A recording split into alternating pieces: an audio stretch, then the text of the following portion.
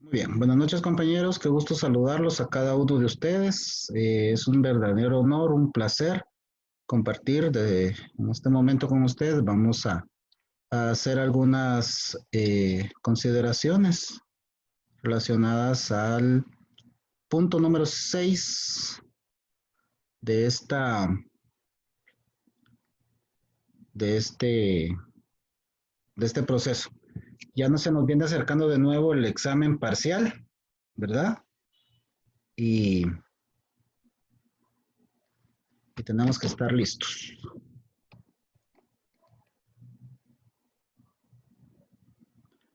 Vamos a ver.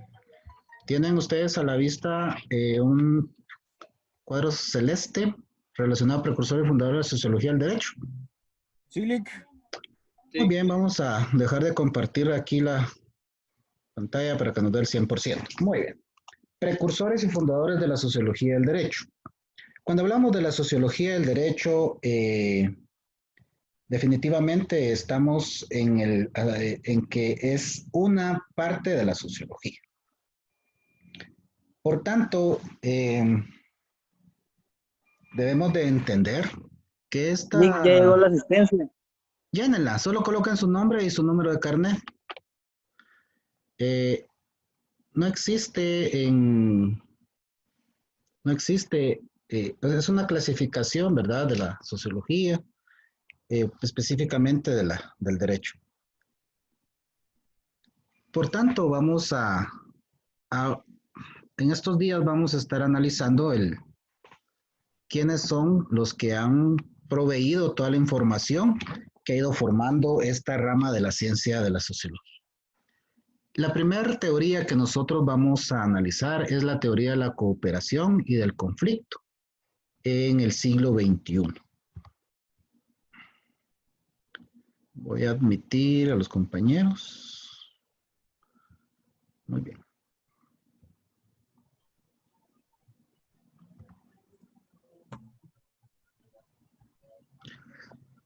Doctrinas del derecho natural. Fíjense que vamos a partir de las doctrinas del derecho natural en virtud que, como hemos hablado en otras clases, el derecho natural consiste en aquel conjunto de normas, aquellos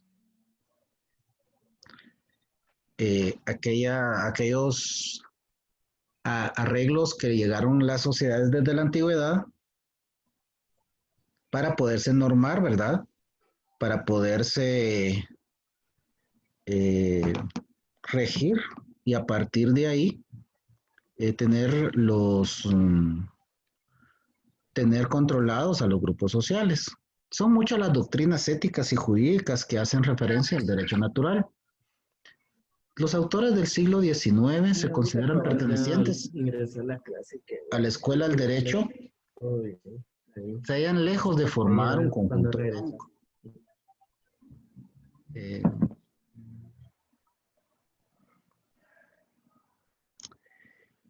¿El derecho natural es un derecho superior y anterior al hombre o al derecho civil? Necesariamente el derecho natural, ¿verdad? Es un derecho muy, pero muy antiguo. Y es un derecho, si lo queremos ver así, esencial o básico del derecho que posteriormente se convirtió en un derecho artificial con la creación del Estado. En la doctrina del derecho natural, este es un derecho que tuvo como espacio un Estado natural.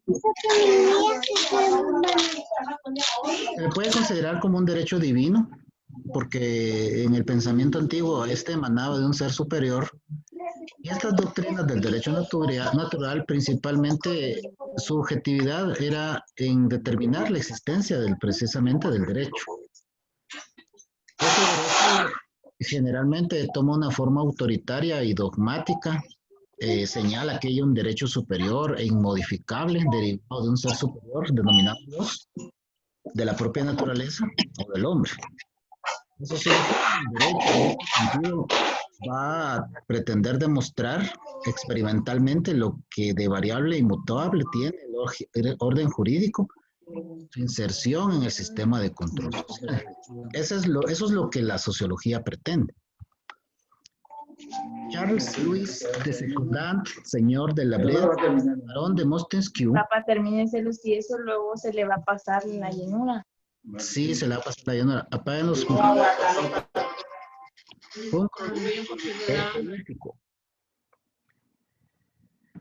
Este señor viajó por Italia, Países Bajos e Inglaterra, lo que le permitió concebir ideas políticas e histórico-jurídicas muy diferentes a la mayoría en virtud del contacto que tuvo con otras culturas. Esto lo llevó a crear el espíritu de las leyes. Fue Montesquieu quien atacó el problema de la ley en su aspecto natural e histórico. Demostró Montesquieu que lo natural y lo positivo no son forzosamente contradictorios, sino correlativos, en el entendido de que la sociología estudia todos los aspectos naturales del hombre y el derecho natural, por ende, debe de consistir a través de la incorporación al derecho positivo de las normas del derecho natural en una correlación de ambos derechos con el reconocimiento del Estado de esos derechos que ya existen en la conciencia humana. Montesquieu es uno de los filósofos y ensayistas ilustrados más relevantes, sobre todo por la articulación de la teoría de la separación de poderes. La teoría de la separación de poderes, compañeros, no es más que la división del poder del Estado en tres, básicamente, que consiste en el poder judicial, el poder ejecutivo y el poder legislativo. El pensamiento de Montesquieu se enmarcó dentro del espíritu crítico de la Ilustración francesa, patente en rasgos como la tolerancia religiosa, la aspiración de libertad y su concepto de la felicidad en el sentido cívico. Es decir, que Montesquieu, como todo francés de la época, dividía los poderes toda vez que estaban ellos en contra de mantener el poder en un único hombre, que había sido hasta en esa época un rey. Por eso la tolerancia religiosa era sobre todo en virtud de las nuevas tendencias que existían en Inglaterra en relación al protestantismo, así como también en Alemania. La aspiración de libertad no nos vamos a regir única y exclusivamente a la libertad corporal, física, sino a otros tipos de libertades, como libertad de expresión, libertad de negocio, libertad de empresa, libertad de conciencia. La libertad de conciencia ha sido una lucha muy importante para el hombre, porque muchas veces no estamos conformes o de acuerdo con las tendencias o con la forma de pensamientos morales, religiosos, espirituales de la sociedad en la que vivimos. Entonces, aspirar a la libertad de conciencia es muy importante toda vez que esto va a enmarcar el desarrollo del hombre y de la sociedad a través de una evolución de la conciencia. Y la felicidad en el sentido cívico en virtud de que el hombre va a ser feliz o va a buscar la felicidad en que le va a dotar el mismo Estado. Montesquieu afirma que la ley es lo más importante del Estado. Es lo más importante del Estado. Él era tenido en alta estima en las colonias británicas en América y se tenía como el campeón de la libertad. Durante la Revolución estadounidense, las obras de Montesquieu fueron ejerciendo una poderosa influencia en pensadores y fundadores de los hoy Estados Unidos de Norteamérica, sobre todo en Madison, en Virginia, uno de los padres de esa constitución que creó a los Estados Unidos de Norteamérica. La filosofía de Montesquieu, en el sentido de que se debe establecer un gobierno de tal forma que ningún hombre tenga miedo de otro, fue un recordatorio para Madison y otros de un cimiento libre y estable para el nuevo gobierno nacional que requeriría de poderes separados, claramente definidos y balanceados, tal como posteriormente se fueron creando las diferentes repúblicas modernas a partir de este movimiento de las colonias inglesas allá por 1778.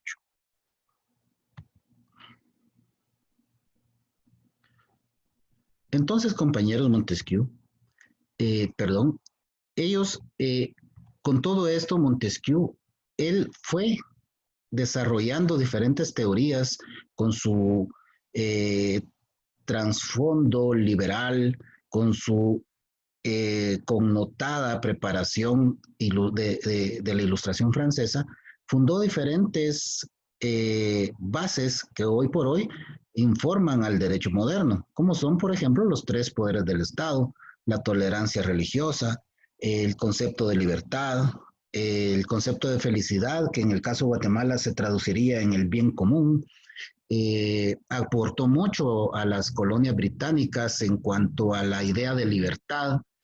Durante y después de la Revolución estadounidense, Montesquieu fue muy importante toda vez que con base en sus escritos y en sus pensamientos se formó esa nueva nación que estaba basada en poderes separados y sobre todo en el concepto de libertad que hoy por hoy es tan defendida por los norteamericanos. Rousseau, que es otra persona muy importante, indicó que el derecho como expresión de es una expresión de la voluntad en general. Uno de los aportes al pensamiento moderno de Rousseau fue el contrato social. Ahí afirmaba Rousseau que el sistema de gobierno solo podía provenir de un contrato social, a través del cual las gentes cederían parte de su libertad para que el Estado los gobernase. Y este Estado les debería devolver esa libertad a través de normas que los ciudadanos hubieran otorgado al poder de dar. Es decir, era un negocio, ¿verdad? En el cual en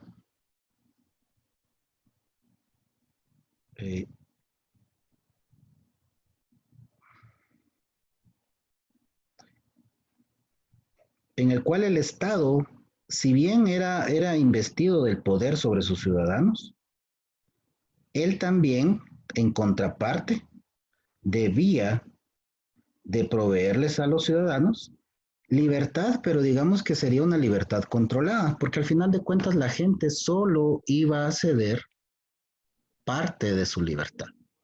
El planteamiento fundamental de Rousseau es el que dice que el hombre nace bueno, pero la sociedad lo corrompe. El problema planteado así provee un imperativo primario. ¿Qué puede hacerse para mantener al hombre en ese estado? ¿Cómo podemos hacer para que el hombre no transforme la mente, el Estado no transforme la mente del hombre? A esto Rousseau decía, hay que educarlo, desarrollar el estado natural del hombre, empezando por enseñarle al hombre la vida, la naturaleza, y luego más tarde, precisamente a los 15 años, se le podría introducir en los libros. Es decir, primero era necesario hablarles, hacerles conocer la vida para luego hablarles de ello. La idea de Rousseau era poner al niño en contacto directo con la vida, con la naturaleza, antes de llevarlo a concebir acerca de la vida y de la naturaleza.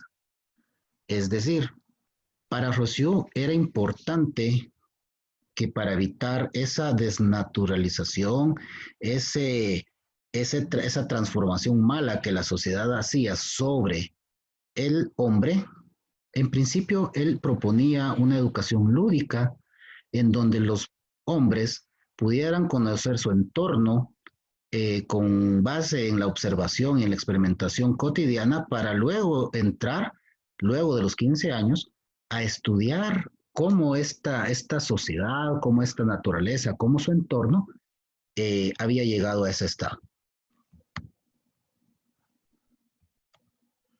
Propone también Rousseau que los hombres sean lo que puedan ser y no no lo que la sociedad les imponga ser. Muchos de ustedes en este momento con este pensamiento podría pasar que piensen que muchos han logrado ser lo que la sociedad o sus familias les han permitido ser y no lo que ustedes han querido ser. Pues ya Rousseau se preocupaba por esto. El hombre se desarrollará mejor si sigue sus instintos naturales y podrá ser feliz. Cada cual, decía Rousseau, debe llegar a ser lo que puede ser. Para tal fin, los padres y los maestros no deben manipularlos, sino ayudarlos a crecer.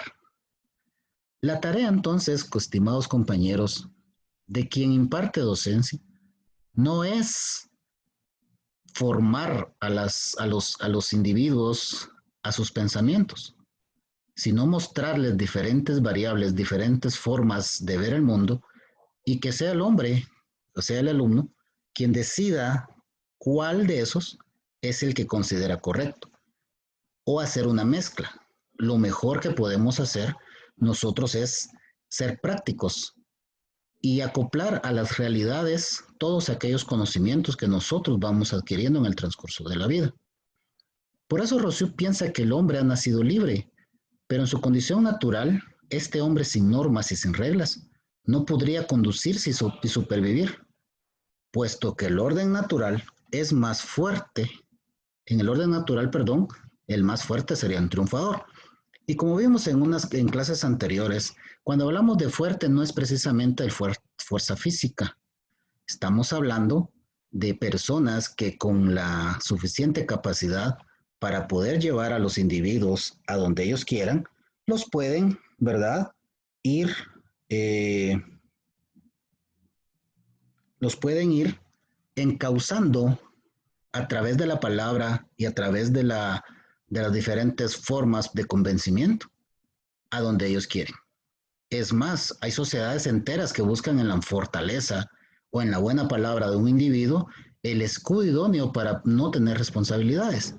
Por tanto, esta propuesta que nos hace Rousseau de que el hombre se debe desarrollar y seguir sus instintos naturales, si bien es válida esta propuesta, habría que estudiarla para determinar si en medio de esta propuesta, en que se desarrolle y que siga sus instintos, no sería necesario encontrar una guía adecuada en la cual el individuo sea encauzado de la mejor manera para que logre ser la mejor versión de sí mismo. Explicando la teoría de Rousseau, Claude Dupuescu escribe: el hombre ha nacido libre, pero el estado de la naturaleza no podría ser mantenido, pues ello sería el triunfo del más fuerte. Para su protección mutua, los hombres están obligados a asociarse. Y recordemos que desde la antigüedad, eh, el hombre necesitó en los grupos sociales protegerse de las fuerzas naturales, de los bestias del monte, del campo, de las guerras de los hombres fuertes de otros lugares, y a través de la asociación que el hombre ha creado en ciudades, estado, en clanes, en ciudades modernas y en estados últimamente, el hombre ha encontrado esa protección necesaria para la supervivencia. Pero ¿cómo? El problema consiste en hallar una forma de asociación que defienda y proteja toda la fuerza común de la persona y de los bienes de cada asociado, y por la cual cada uno, uniéndose a todos, no obedezca, sin embargo, más que a sí mismo y quede tan libre como antes. Y esta es una propuesta un poco complicada. ¿Por qué complicada? Porque nos vamos a percatar, compañeros, que el hombre debe de asociarse, pero ¿cómo se va a asociar? Y se va a asociar porque el hombre necesita encontrar la protección indispensable para la supervivencia.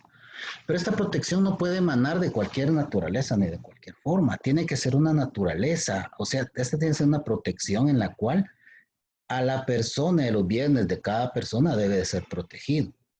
Y que si bien es cierto el hombre va a obedecer, esta obediencia debe de ser dentro de la libertad que se le permita para poder obedecer algo que no le afecte a sí mismo. Por eso es, compañeros, que de acuerdo a Rousseau, resulta muy importante el contrato social.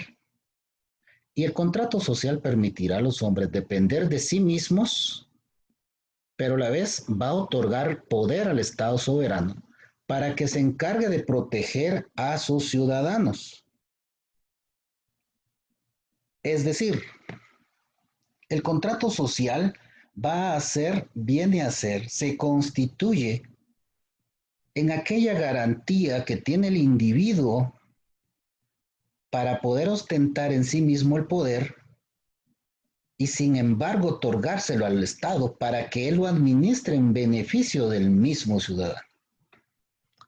Esa es la idea del contrato social, según Rousseau. Entonces el Estado formado tendrá como fin el bien común, la felicidad social, el bien de todos. Hay que cumplir además con la voluntad general, que será el sustento de la formación y conservación del Estado. La voluntad general es aquella que va a emanar de todos, es aquella que en otra clase denominamos soberanía y que se le va a conceder a un órgano estatal, a una institución, para que ésta la pueda delegar y ejercer poder, poder incluso coercitivo para todas aquellas personas que no quieran actuar conforme a la voluntad general. Entiéndase la voluntad general como las leyes que enmarcan el desarrollo de un país y el desarrollo o la disciplina que debe mantener una población. Estas normas que se denominan derecho positivo está dirigido entonces a realizar automáticamente la utilidad pública, porque este derecho positivo, que en muchos casos es superficial, que en muchos casos no va a ser del derecho natural, este va a necesitar tener viabilidad y sobre todo tener aquel respeto de la población para que sea válido y para que sea adecuado. El Estado entonces tiene un poder absoluto sobre el individuo, pero el individuo solo ha cedido parte de su derecho, parte de aquel derecho que le interesa a la comunidad, de un derecho que le es beneficioso a todos en el bien común. El hombre no ha cedido toda su libertad. Rousseau explica entonces que el hombre en un principio, en el estado de la naturaleza, vivía libre y era bueno, pero con la civilización se corrompe dicho estado natural al imponerse los hombres fuertes sobre los débiles, cercan las tierras, expresan la posesión de las mismas y con esto se da inicio a la propiedad. Esta propiedad da la infelicidad y la infelicidad produce desigualdad. Para remediar todos estos males, entonces, debemos de retornar al estado de la naturaleza, pero es imposible. Por tanto, es necesario crear algo que le garantice a los débiles fortaleza ante los fuertes. Algo que le garantice a los débiles una defensa contra el abuso de los fuertes. Entonces todos los débiles se reúnen, se ponen de acuerdo y limitan a los fuertes. ¿A través de qué? De un contrato social. Es sin embargo entonces una afirmación de la necesidad racional de ordenar jurídicamente a los hombres. El contrato social es una necesidad racional para evitar abusos. Es esta razón del ser del Estado, de la ley, y por su parte es la expresión de la voluntad general, y no es un mandato arbitrario. Estamos delegando poder al Estado. Y los mandatos arbitrarios no son legítimos, entendiéndose la legitimidad como aquella característica que tiene una norma de ser respetados, porque exigen ese cumplimiento cuando son para el bien común. Y si un mandato no es legítimo, es porque va en contra del interés de todos. Por eso los mandatos arbitrarios no son legítimos. No se fundamentan en la voluntad general. Se desprende entonces de la teoría de que el sometimiento de los hombres a las leyes hace a los hombres libres, por ser estas leyes solo manifestaciones de la voluntad general. Y es que fíjense, compañeros, que por ejemplo el derecho penal no es un derecho que va a castigar, no es su función. El derecho laboral tampoco viene a castigar a las infracciones que se hacen. Es más, el Código de Trabajo dice claramente que el derecho laboral es eminentemente conciliador. Lo que pretende es arreglar la situación entre las partes, entre el más fuerte, que es el empresario que tiene el dinero para invertir, y el más débil, que es el trabajador, cuyo único bien es la fuerza de trabajo. En esto se fundamenta y en esto podemos nosotros reflejar la teoría de Rousseau. Rousseau sostiene la teoría de que el progreso ha desviado al hombre a sus primarios instintos naturales. En 1750, Rousseau publicó el Discurso sobre las ciencias y las artes, sostiene que el progreso no ha mejorado a los hombres. Por el contrario, los ha corrompido, ha creado costumbres, ha estimulado el egoísmo y la injusticia social. Algo que nosotros podemos palpar muy puntualmente en el estado, en el país en el que vivimos. Para Rousseau, el derecho es el centro de la vida social y piensa que una vida social sin leyes no es una verdadera comunidad. Por tanto, compañeros, vemos la importancia que el derecho tiene tanto para la vida individual como para la vida colectiva del hombre. Y tanto Rousseau como Montesquieu fueron dos personajes que se dedicaron a analizar la vida y la sociedad, y así también aquel conjunto de normas que rigen estas vidas y estas sociedades. Es importante, compañeros, sin profundizar en estos autores, que nosotros nos demos cuenta que más allá de que exista una norma jurídica, existe detrás de ella todo un estudio pormenorizado de diferentes tendencias, teorías, tanto nacionales como internacionales, que han venido a crear normas jurídicas que permiten la adecuada relación entre los ciudadanos de los diferentes países.